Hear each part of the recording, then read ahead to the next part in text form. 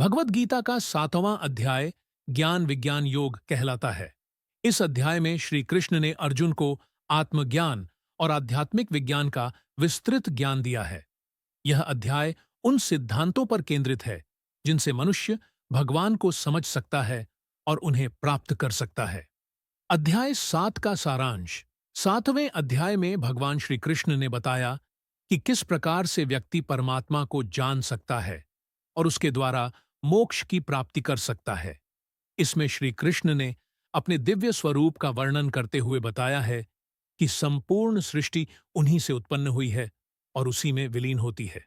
उन्होंने माया की चर्चा की और बताया कि कैसे उनकी माया के कारण जीव संसार के बंधनों में बंधा रहता है। मुख्य विषय भगवान की शरण। भगवान ने बताया कि केवल उनके शरण में जाने से ही माया के बंधनों से मुक्त हुआ जा सकता है। ज्ञान और विज्ञान।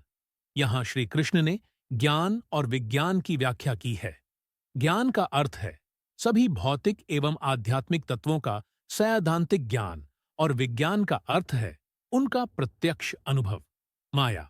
श्री कृष्ण ने बताया कि यह संसार उनके माया से बना हुआ है और इसे पार करना कठिन है, लेकिन जो उनकी शरण में आते हैं वे माया को पार कर जाते हैं। चतुर्विध भक्त।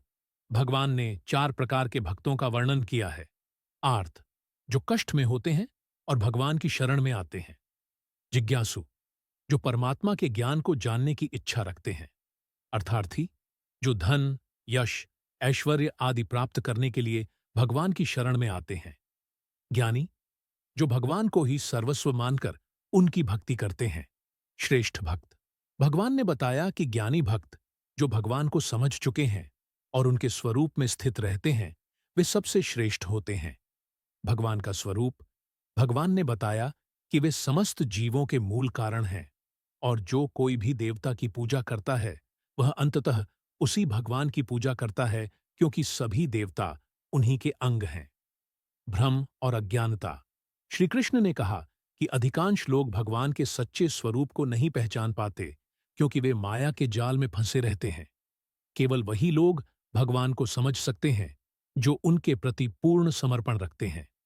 निष्कर्ष। इस अध्याय का मुख्य उद्देश्य यह है कि आत्मा की पहचान और परमात्मा की शरण ही मनुष्य को संसार के दुखों से मुक्ति दिला सकती है। केवल भगवान की भक्ति और उनकी कृपा से ही माया को पार किया जा सकता है।